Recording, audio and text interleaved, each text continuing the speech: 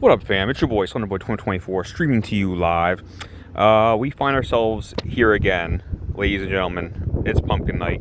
Here she is, the lovely Naoko, aka Pumpkin Night.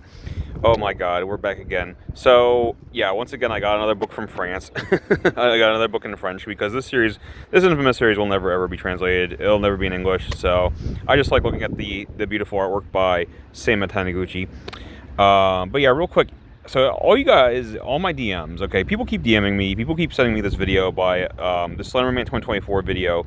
He did like this Sonic Prime blind egg unboxing or something. I keep trying to watch it. It's I can't finish it. It's like 25 minutes long. It's like the longest video I've ever seen in my life. Like it just keeps going and go. How, like, you're just opening an egg. How is this 25 minutes? Like I don't understand. But anyway, it was good though. It was good for me to watch that and give me some like self-awareness, you know what I mean? Because people say my videos go on for too long as well. I'm definitely guilty of that as well. So I'm like bearing that in mind. I'm trying not to waste your time.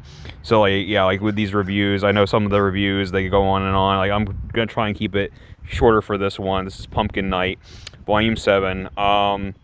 Quick recap for those who didn't watch the previous video. I mean, go watch that because I reviewed Volume 6. Now I'm on Volume 7. Basically, this manga is divided into two parts, just like if you think back to like Naruto and Naruto Shippuden, it's kind of like that. So part one, real quick, the author of this manga was definitely influenced by many horror films, especially Carrie. This girl Naoko, this poor girl, she was horribly bullied at school. One fateful prom night, just like how Carrie had the pig's blood dumped on her, she got off easy. No, poor Naoko, she had a jack-o'-lantern stuffed on her head, and then firecrackers were set off inside the pumpkin, and then apparently there were also these like bags of like sulfuric acid or something. So her face was horribly burned. Her skin was burned off completely, and she was sent to a mental institution. But then she broke out, and she took revenge, and she started wearing the pumpkin, the iconic pumpkin. That's why she became Pumpkin Knight. This jack-o'-lantern avenger of justice, basically. And then, so for part one is basically the first 4 volumes or so of this manga. And Naoko, there was never, a whole lot of story to begin with. But basically the plot is simply, she was wronged, now she's back with a vengeance, and she's going to, kill everyone who wronged her in the past, all the school bullies. And she does.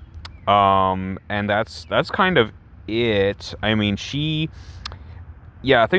get weird. Things take a turn in part 2, which is where, unfortunately, we're at these uncharted waters where the story kind of ended. I mean, Naoko literally dies, and then the one boy that was like kind of her love interest, the one like kind of good character, he snaps, he goes insane, and he becomes the next Pumpkin Knight.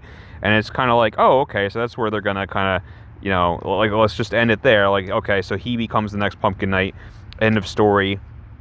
But no, the last image of part 1 is you see Naoko's fist like erupt from her grave, like it's freaking Kraven's Last Hunt or something with Spider-Man. So she's also back. So now there's 2. That's nice and confusing. But yeah, a lot's happened. It just keeps going. That's a huge complaint I have and many fans have, is the second part. We'll get to it, but the story really doesn't feel like it has any direction anymore, and then they start to introduce some supernatural elements. We'll get to that. That's when, oh man, this story gets really interesting. Really interesting indeed. I mean, you can tell the writers are just kind of, they're just kind of the authors are just making up as they go along. They didn't expect the series to go on as long as it did, but the artwork, the controversial graphic gruesome violence, I think, it kind of made a name for itself. So people kept reading. We're up to Volume 7 here. I checked into I was afraid, because this series is still going. Like, Jesus Christ. So we're up to in Japan, they're up to Volume 10. Volume 10, and the story ended in Volume 4, and they're up to Part 3 now in Japan. Part 3, and there's apparently like Pumpkin Night Gaiden. Like, what the fuck is that? Like, yeah, there's like a prequel. There's like a prequel manga. There's 2 books of that already, and it's like a prequel detailing like, oh well, what did Naoko do while she was in the mental institution? I mean, probably not much. This is before she broke out, so probably not much. But yeah. Jesus, like they're grasping at straw. They'll do anything to keep this story going. Like, oh my god, I mean, Volume 6 pissed me off because like that's when, if you watch that video, you'll see she already, she already did the thing. She already got her revenge on the school bullies, so like that's over. But there's like a cop, and then she tracks him down and kills him because like there's a cop that wronged her in the past. It's like, okay, so this will just keep going, right? This will go indefinitely forever, because there's always someone else that wronged her, I guess, and it'll just keep going. Real quick, to go on a brief tangent, people tell me to review the anime, the infamous anime redo of Healer. Without going too deep into that, one of my main problems with that series is, similarly, it's a revenge story, but similarly to Pumpkin Night, the revenge kind of happens shockingly early on in the story. I mean, main dude in that show, the Princess Flare, she does these really horrible things to him, and he wants revenge on her. And he gets it. He gets it in like episode 2, and then there's 10 more episodes, and it's like, what? And because it keeps going and keeps showing how like, well, it wasn't just Princess Flare. There were all these other people that wronged him too, and like all these other people that treated him like shit. And so he has to kill them too. He has to get revenge on them too. And it's like, okay, so this will just go on forever because you can have an infinite number of people that have wronged him in the past, and we'll just keep adding to the list. That's kind of where we're at with this. It's just going to keep going, and I'm already kind of, I can't believe there are 10 books of this, and I can't believe the audacity for them to make a prequel series when there wasn't even really much story to begin with. Like what are you doing? Like, oh my god, what are you doing? I'm probably gonna have to review that now. Now that I've bitched about that, I'm probably gonna have to review that series now too. Oh, Pumpkin Night. Okay, let's stop dilly-dallying. Let's begin. So, I've just dog-eared or bookmarked a few pages. Okay, so first things first. Who the hell is this? Pumpkin Night, this is not. Yeah, so we're at a point, we're introducing new characters because we need to artificially, lengthen the story somehow. So yeah, the cop from part 1 is back. He's investigating some shit like with Naoko, and they go to like this, sketchy like hideout or whatever, and they pull up, and then I like this little shot here of like this figure in silhouette. You see the legs. It's like, wait, doesn't that kind of looks like Naoko? And indeed it is. Indeed it is Naoko. I mean, this is confusing because we last saw her in the mental institution in the patient gown. So, but now she's back in her iconic, jack-o'-lantern. She has the ice cream scoop knife. All this is iconic. She's wearing the schoolgirl outfit. What's going on here? So yeah, she attacks the cops. And look at, like, one thing I gotta say, this artist, Sama Taniguchi, I hope this artist goes on to do other things because he's so talented and he deserves to be drawing better stuff than this smut, this crap, this absolute garbage. But yeah, no, like all the artwork, the dynamic action scenes, like, oh, they're so well done. So yeah, I love this little shot where she jumps on the car and she's gonna like kill them or whatever. But no, it's just a fake out because the cop's like, Yuki, stop. What? Yuki? Yeah. Yeah, no, this is Yuki. This is a crazy fan that like went to the lengths to recreate Naoko's costume and jack-o'-lantern and everything.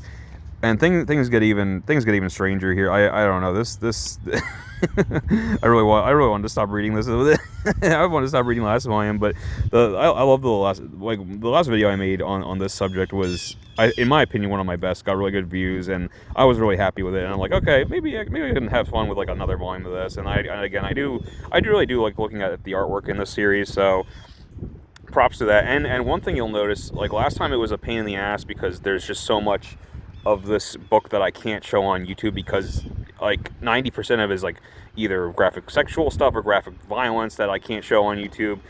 This volume, all things considered, and don't get me wrong, it gets violent. Don't get me wrong, but like for Pumpkin Night, I'm impressed. Like they showed some restraint from like look how many pages I flipped through without having to censor anything. Like they showed some restraint in volume 7. Because I mean back in the day, back in part 1.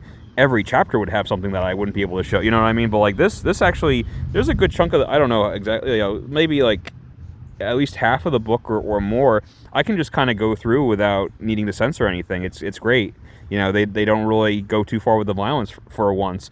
So yeah, I'm sure that won't last though. Like they're gonna go right back to because it's the shock value, right? They don't have a good story. So like what do they have? Oh well, we have we have shock value. We have good artwork. So like that's it. But yeah, even like she has it down to her mannerisms and like I really thought it was Naoko. But anyway, this is a really weird part I need to go into. So the cop fought Naoko previously. She stabbed his hand, and so Yuki is like, "Oh, un petit souvenir de Naoko," a little souvenir from when she stabbed him. And then Yuki freaks out and is like jealous and starts snuggling up to the wound, and that's really okay. That's really interesting. That's really strange. And then he starts looking at, oh my god, what the? And he's like, all right, that's enough of whatever that was. But then he pops the helmet off. Oh my god, it's not Naoko, it's this person. A new character. Yay, we're introducing new characters in volume 7 of this story. Great. Yeah, and this is interesting. So I had to kind of I was just flipping through before, but I did translate some lines because there's something that I would not have gotten just going by pictures. I needed to like know this by translating the French and English. So this is what this guy says. Yuki takes the helmet off, and this cop is like, wait, you're a boy? Huh? You're a boy? You're a boy? you could have fooled me with the artwork there, buddy. I don't know about that. But that's what the dialogue says, is that Yuki is in fact a fanboy obsessed with Naoko. Okay, I beg to do. Nah, the artwork is speaks otherwise, but okay. Well, that's what's being said. So but yeah, this is a boy, I guess, who likes to cross dress. He's so obsessed with. I mean, look at, he has like framed pictures of Naoko. Yeah, that's interesting. And then we have this interesting exchange. So yeah, he's walking up the stairs, and the cop is just kind of like, basically says something like, oh, like he's like a spitting image, like he's so easily able to transform into Naoko. And then like the other guy turns around and he's like, oh, you see anything you like? And the guy's like, whoa, no, I didn't, you misunderstood. And then he says something like, I translated this, and he basically says, sorry, but I don't swing that way, but hey, go ahead, take a look. And he's like, no, like, you got it all wrong. You don't swing that way. You could have fooled me, dressing this way and literally being drawn like a girl. You could have fooled me, but okay. Actually, he's obsessed with Naoko, so yeah, I guess he is straight. I don't know. This is all very strange. This is all very interesting. I'm glad we introduced this random awkward new character to Keeps. That's kind of the sad but true thing, is like, I feel like, as ridiculous as it is, I mean, it's one of those things like if the Joker was real, would there be like Joker acolytes? Yeah, sadly, I think that's true. And it's like the way that people become, obsessed with serial killers. And it's like, yeah, if Naoko was real, if Pumpkin Knight was real, then yeah, there would be people like this person. There would be people who would like worship her and like idolize her, treat her as like a role model, basically. And like, especially if you like know her backstory of how she was, bullied as a child, bullied in high school. Yeah, I mean, she is kind of sympathetic in that way, and now she's just taking revenge on the people who wronged her. So like, there is like that. You can spin this narrative, especially the press, I'm sure, could spin this narrative of like, oh, she's like an anti-hero or whatever, and like it helps that she has like a pretty face, and then she's cute, and like, even her killer outfit is cute in a way. And it's like, yeah. So I could see people like this disturbed individual really taking a liking to her. So yeah, I'm not going to quite foul on that one. Okay, so yeah, and basically this person, the cops are working with him because Yuki's like a super hacker, and he's actually very clutch later on. We'll get to that, but yeah, he's interesting. We'll get to that, but yeah, let's return to the mental asylum. So where we last left off, Naoko was trying to get past this steel door, and she kind of taunts this monstrous creature. His name is Babyface. And she taunts him into punching the door for her by kind of dodging his attack. Like, look at that. Look at, like, this is not a shonen like action manga, but it could be. Like, this artist is so good at drawing action scenes. Like, look at this. This is amazing. But yeah, and more context. I didn't realize. So I now have more context. So, long story short, the reason she's here is to rescue Kazuya, her love interest / the second Pumpkin Knight, who has been captured and is being held here in this mental facility. And the woman running this mental facility, I have further context now. So she, okay, there's a lot, again, just read part 1. But one of the bullies, okay, the main bully who really tortured Naoko was this woman's son, and the husband of this woman / the father of that kid. The kid's name is Naruto. Interestingly enough, Naruto's father was Donald Trump. Yeah, that is not a joke. You'll see him later. He'll pop up later in this manga. Donald Trump is in this manga. It's very interesting. So there's very interesting decisions being made. But yeah, so in part 1, Naoko brutally massacred both Naruto and Donald Trump.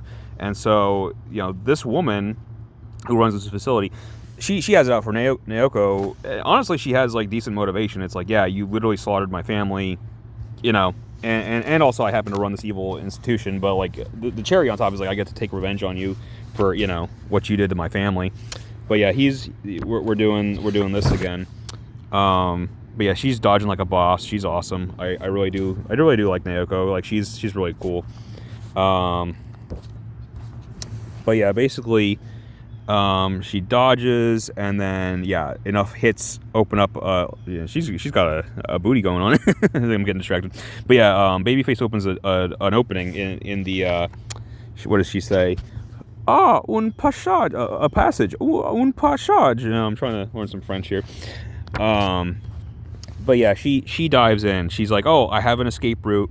Once again, we got a little bit of she can't fit that thick booty. That's the problem. She got the front end through no problem, but yeah, the booty is working against her for once.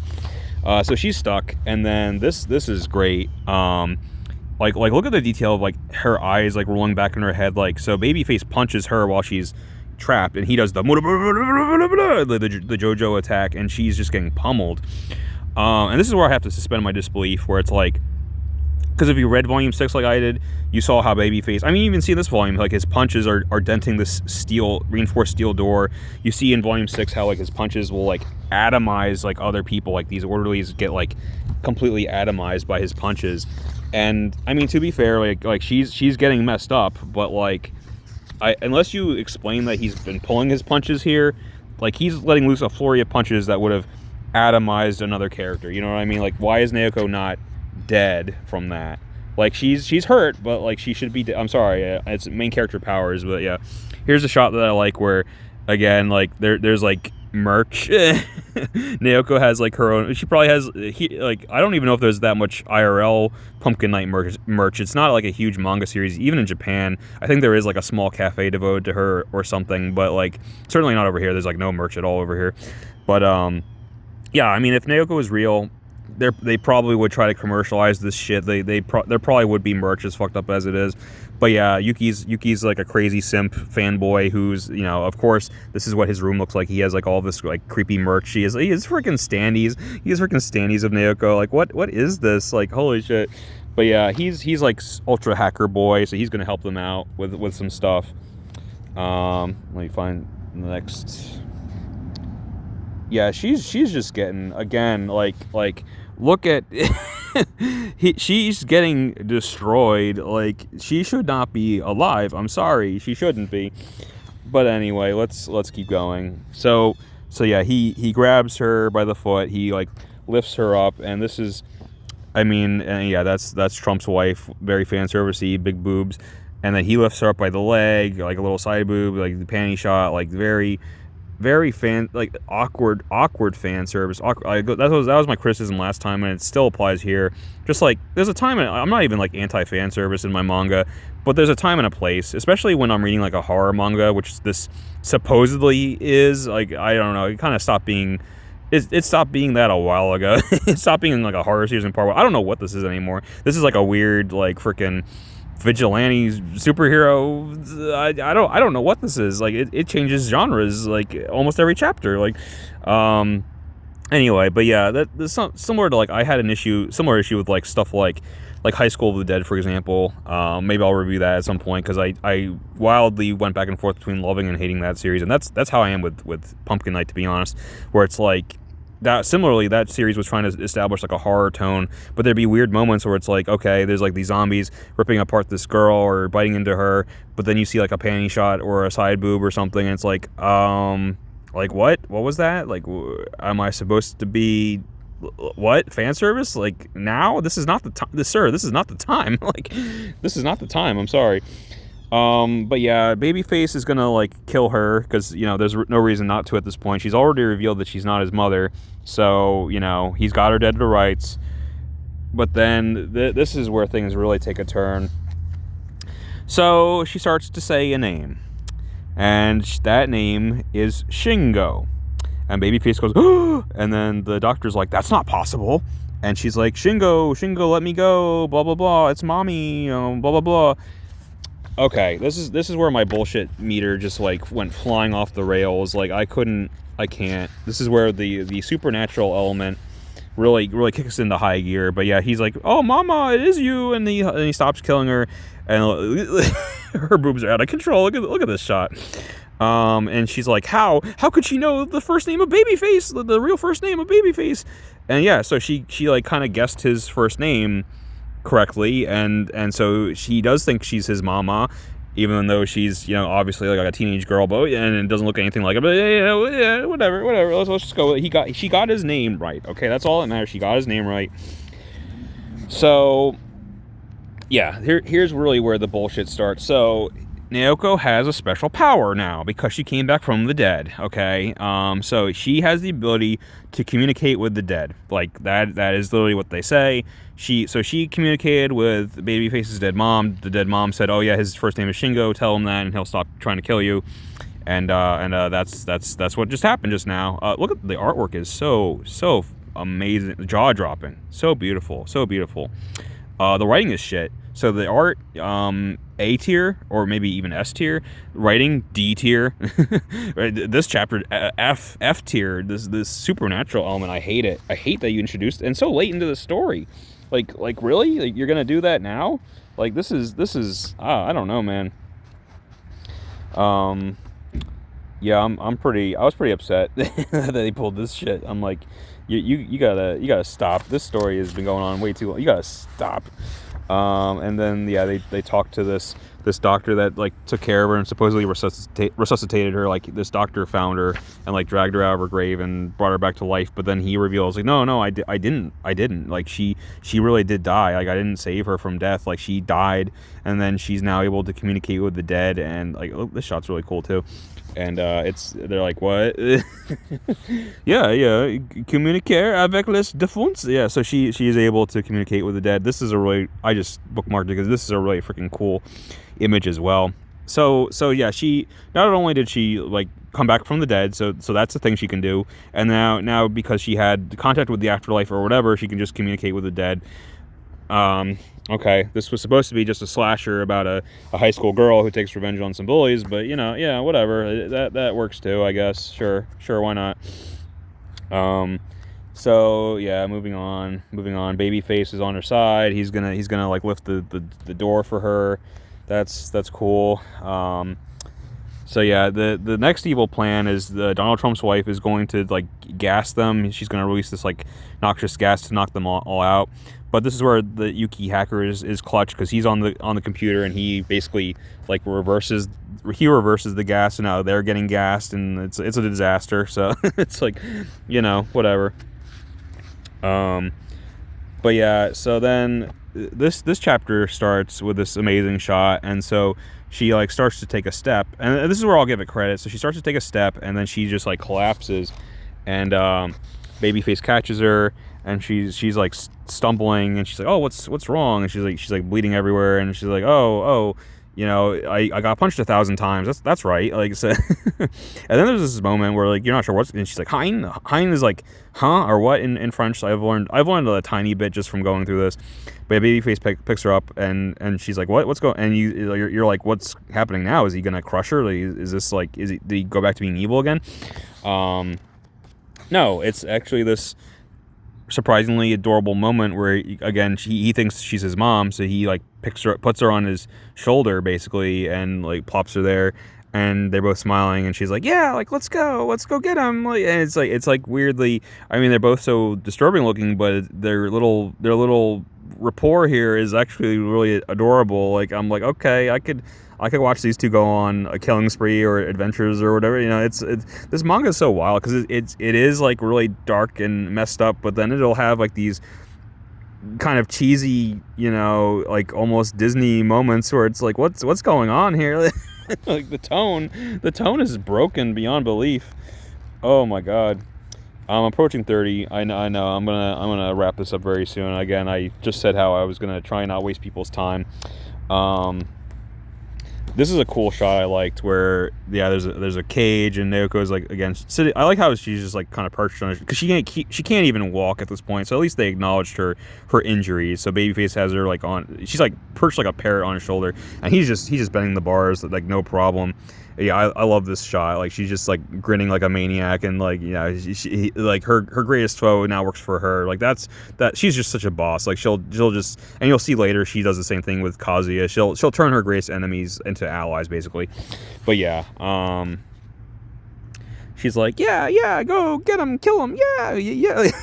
like she's just so she is always like a teenage girl, even though like there's also like the really messed up sides to her, but she never loses that like element, that like teen girl like kind of like fun element. Like if you know, I don't know, I legitimately do like her as a character.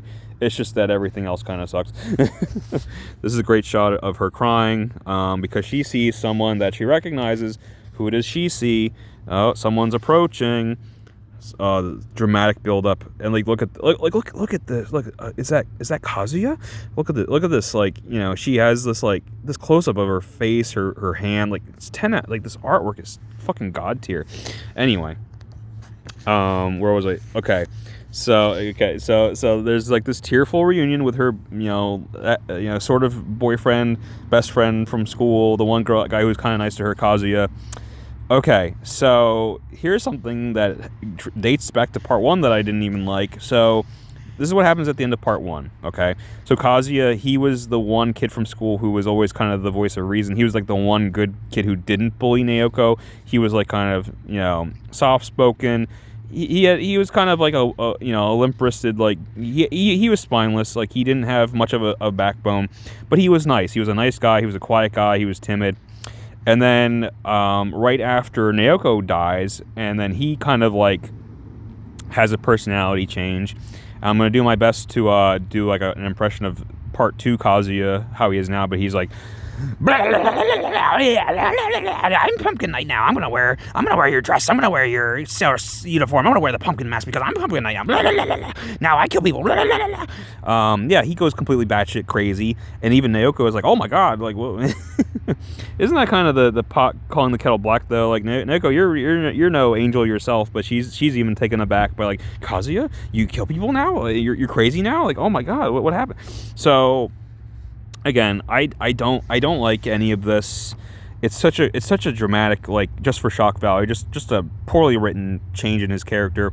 The only thing that would have made sense, and the way I took it at the end of part 1, okay, is like, okay, and again, I don't even like this because it'd be kind of a supernatural element, but like, okay, so Naoko died, and then Kazuya had this insane personality flip. So what happened was, the malicious essence or spirit or whatever the hell of Naoko entered his body, took over him. He is now Pumpkin Knight because he is possessed by the malice or whatever, the restless spirit of Naoko. Okay, and that's what happened.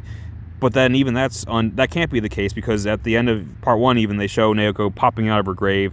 And now she's back completely, so like there is no element of that. Like she's not possessing him in any way. She's not doing anything to him. So I don't know why he's like this. I don't know why he becomes the next Pumpkin Knight. And it's also stupid because she's back. So there's just 2 Pumpkin Knights. It's stupid. I hate it. I hate it. I don't want this. Well, excuse me. Actually, there's 3 Pumpkin Knights, because now you got this freaking weirdo running around like this demented fanboy. So now there's 3 Pumpkin Knights. Isn't that great? Don't you love how the story kept going past volume 4? Oh my god, they're on volume 10. All right. Let's kind of get this show rolling, and we're almost done, I promise.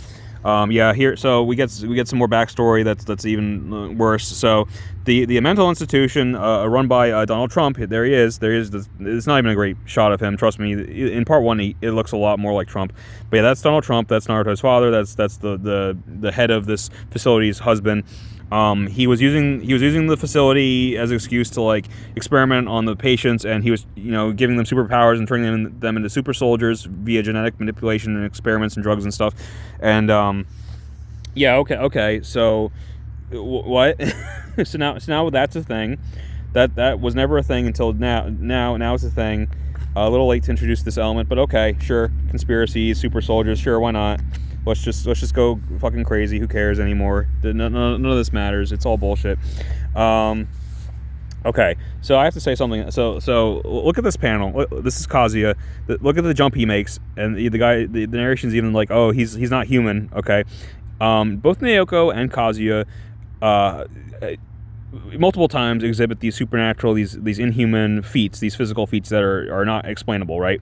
And then, as much as I hated the super soldier, twist, it's like, okay, well, that at least kind of explains that, right? Because both Kazuya and Naoko were patients at this mental institution, and like maybe they were experimented on, and maybe that's how they have these like powers, right?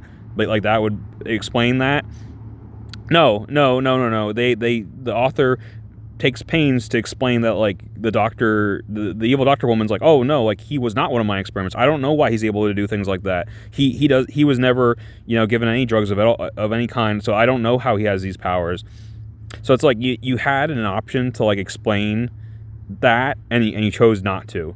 Like, that really pisses me off, because it's like, yeah, it's just the super soldier thing is just in the corner over here. It has nothing to do with anything. It doesn't. So why bring it up? Why introduce it?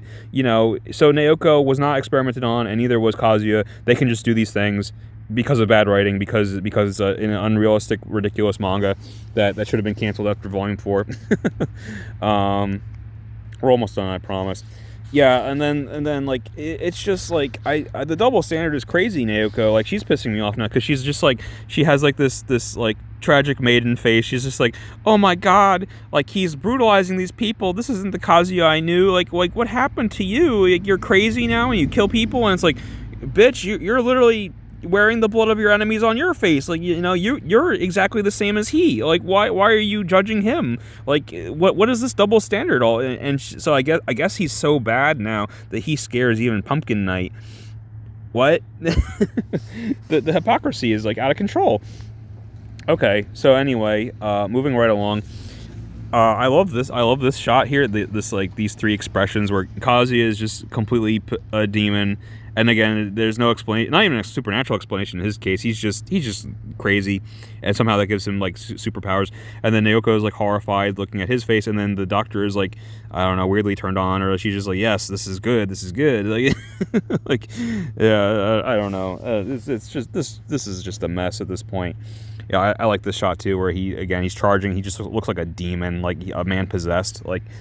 Again, supposedly just a normal human being, not experimented on, right? Yeah, bullshit. Babyface punches him right, like no holding back, punches him full force. He takes it right on the chin, and he does not explode. Remember the orderlies, a babyface punched just like that, and they exploded.